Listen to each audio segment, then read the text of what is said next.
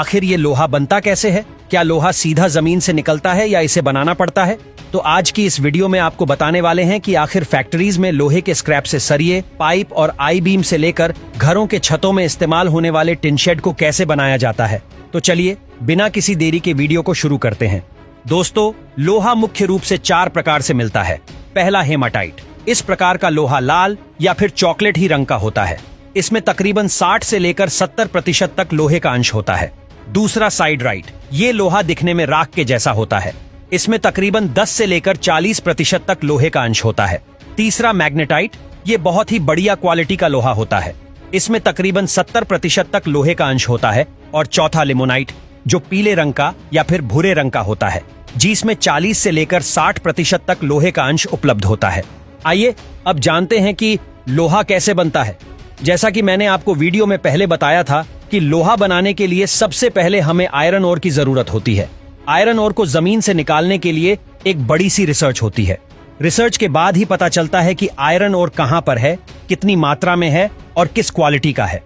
जब रिसर्चर के द्वारा अप्रूवल हो जाता है तो उसके बाद उस जगह पर ब्लास्ट किया जाता है ताकि वहां की जमीन छोटे छोटे टुकड़ों में बंट जाए, जिससे कि आयरन ओर निकालने में आसानी हो।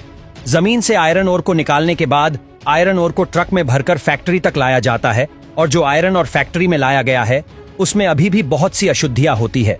इसमें कार्बन से लेकर मैग्नेज, गंधक से लेकर फोस्फरस इत्यादि मिश्र धातु होती है। इन्हें साफ करने के लिए चूना पत्थर या फिर चारकोल का उपयोग किया जाता है। फैक्ट्री में सबसे पहले आयरन ओर को क्रशर मशीन में डाला जाता है। वहां पर आयरन ओर को तोड़कर और भी छोटे छोटे टुकड़ों में बदल लिया जाता है। इसके बाद एक मैग्नेटिक मशीन में डालकर लोहे को मिट्टी से अलग कर लिया जाता है। लोहे के शुद्ध होने के बाद लोहे को एक घुमावदार मशीन में डाला जाता है। बार बार रोटेट होने की वजह से लोहे की छोटी छोटी बोल्स बन जाती है, जिसे हम कच्चा लोहा कहते हैं। कच्चे लोहे में अधिक मात्रा में कार्बन के अंश उपलब्ध होते हैं। लोहा कच्चा होने के कारण इसको वेल्डिंग करना अभी संभव नहीं होता। इसलिए लोहे को 1000 डिग्री तक गर्म किया जाता है, जिसमें लोहे के स्क्रैप में पुराने लोहे के सामान और लोहे के कई तरह के टुकड़े शामिल होते हैं। कुछ देर यूं ही फर्नेस में रहने के बाद अब यह स्क्रैप पूरी तरह से लिक्विड में बदल जाता है।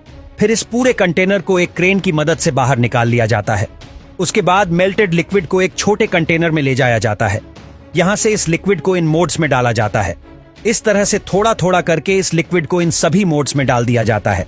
थोड़ी देर ठंडा होने के बाद से इन मोड्स से रेड हॉट बीम्स को बाहर निकाल लिया जाता है। फिर इन बीम्स को ठंडा होने के बाद एक जगह पर कलेक्ट कर लिया जाता है। इन बिम्स की मदद से ही लोहे के सारे प्रोडक्ट बनाए जाते हैं। अब लोहे के इन बिम्स से सरिया बनाने के लिए इन्हें एक कन्वेयर बेल्ट पर रखा जाता है। यहां से ये कन्वेयर बेल्ट इन्हें फर्नेस में ले जाता है, जहां इन बिम्स को 1000 डिग्री सेल्सियस टेम्परेचर पर गर्म होने के बाद जब ये बीम पूरी तरह से लाल हो जाता है, फिर इन बीम्स को एक एक करके बाहर कन्वेयर पर डाल दिया जाता है। यहां से ये बीम आगे लगी मशीन से गुजारा जाता है, जिससे यह बीम पतला और लंबा होता जाता है। एक बार इस बीम की सही लेंथ हो जाने के बाद इस बीम को सरिये की शेप में लाने के लिए मल्टीपल डाई मशीनों में से गुजारा जाता है, जिससे यह बीम पतला और लंबे हो जाता है। यहाँ इस लोहे को एक डाई से निकालकर दूसरी छोटी डाई में डाल दिया जाता है। इस तरह से इस लोहे को छोटी से छोटी डाई में से गुजारते हुए ये पतला होता जाता है और एक सरिये की शेप लेने लगता है। इस तरह से फाइनल डाई से गुजारकर ये लोहे के रोड एक परफेक्ट सरिये की शेप में आ जाता है। फिर इसे ठंडा होने के लिए एक तरफ रख दिया जाता है और ठंडा होने के बाद ही सरिया पूरी तरह से बनकर तैयार हो जाता है। और इसी तरह से आई बीम बनाने के लिए भी इन्हीं लोहे के बेज का इस्तेमाल किया जाता है। सबसे पहले इन बीम्स को फनेंस में डालकर गर्म किया जाता है।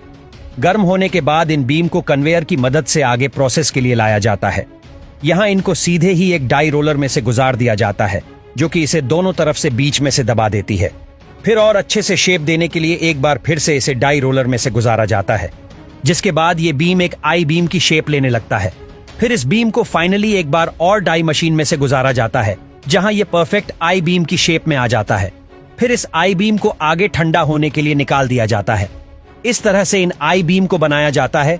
इन आई बीम का इस्तेमाल ब्रिज और बिल्डिंग कंस्ट्रक्शन के साथ बड़े बड़े ट्रेलर बनाने में किया जाता है, क्योंकि इस तरह की काफी ज्यादा लोड बेयर कर सकते हैं। अब हम जानेंगे कि आखिर स्टील शीट को कैसे बनाया जाता है। जिन स्टील शीट की मदद से घरों पर लगने वाले टिन शेड से लेकर किचन के बर्तन तक बनाए जाते हैं, स्टील शीट बनाने के लिए सबसे पहले लोहे के स्क्रैप को फर्नेस में डालकर उसे मेल्ट किया जाता है। फिर इस मेल्टेड स्टील की मदद से इस तरह की स्टील की बड़ी ढी प्लेट्स को बनाया जाता है। फिर इन प्लेट्स को वापस से फर्मेंस में डालकर गर्म होने के लिए छोड़ी डेच दिया जाता है। 1000 डिग्री सेल्सियस टेम्परेचर तक गर्म होने के बाद स्टील की प्लेट को कन्वेयर बेल्ट पर ले जाया जाता है। यह कन्वेयर बेल्ट इन प्लेट्स को डाई रोलर तक पहुंचा देता है। यहां इस मेटल प्लेट को दो रोलर के बीच से प्रेस करते हुए गुजारा जाता है, जिससे यह प्लेट लंबी और पतली होती जाती है। इस तरह से इस प्लेट को कम वेयर की मदद से बार बार इस रोलिंग डाई मशीन के नीचे से गुजारा जाता है, जिससे इस प्लेट की थिकनेस काफी कम होती जाती है और इसकी लंबाई बढ़ती जाती है। जब इसकी लंबाई काफी ज्यादा बढ़ जाती है तो फिर इस स्टील को कॉल में लपेटकर रोल करते हुए इस प्रेस इन रोलर में से तब तक गुजारा जाता है जब तक ये शीट अपनी आइडल थिकनेस तक नहीं पहुंचाती। जब ये शीट पूरी तरह से अपने आइडल फिटनेस तक पहुंच जाती है तो फिर इसे शीट को आगे की तरफ एक कोयल बना दिया जाता है और फिर इसे ठंडा होने के लिए छोड़ेच दिया जाता है। ठंडा होने के बाद स्टील कॉयल को एक मशीन में सेट करके इसकी शीट की पॉलिशिंग की जाती है, जिसके बाद ये स्टील की चमकदार शीट पूरी तरह से बनकर तैयार हो जाती है।